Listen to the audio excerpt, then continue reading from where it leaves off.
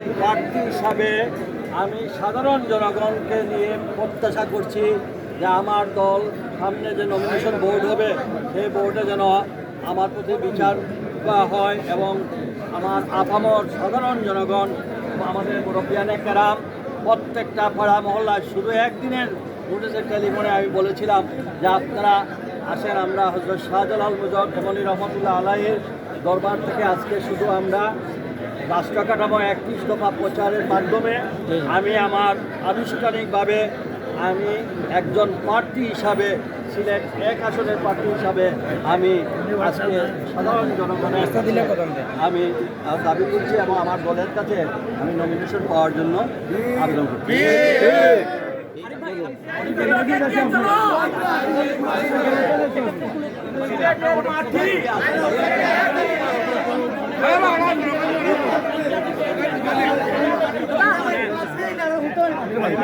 এখানে আমাদের নেতা সবকিছু প্রতিবেদন বিবেচনা করে আমাদের দল যে চূড়ান্ত সিদ্ধান্ত যখন দেবে আমরা দলের সিদ্ধান্ত অনুযায়ী আমি সবসময় দলের ডিসিপ্লিন মেনে আসছি। আমি কখনো দলের সিদ্ধান্তের বাইরে যাইনি। 37 বছর আমি সংগঠনের সঙ্গে আছি। আর উনি বলেছেন জনগণের সম্পৃক্ততা, জনগণের ভালোবাসা তাদের সঙ্গে থাকবে, তিনি তাকে নমিনেশন দেবেন। আজকে দেখুন হযরত শাহ শুধুমাত্র প্রচার অভিযানে হাজার হাজার মানুষ চলে আসছে।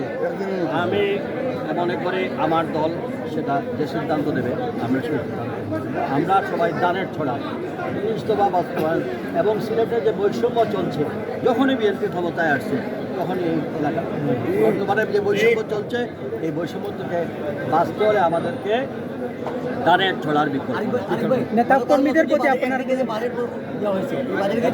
ধিক্কার জানাই। আজ গতকালকেও যে বাজেট দেওয়া হয়েছে একটা হয়েছে সেখানেও সিলেটের নাম নেই।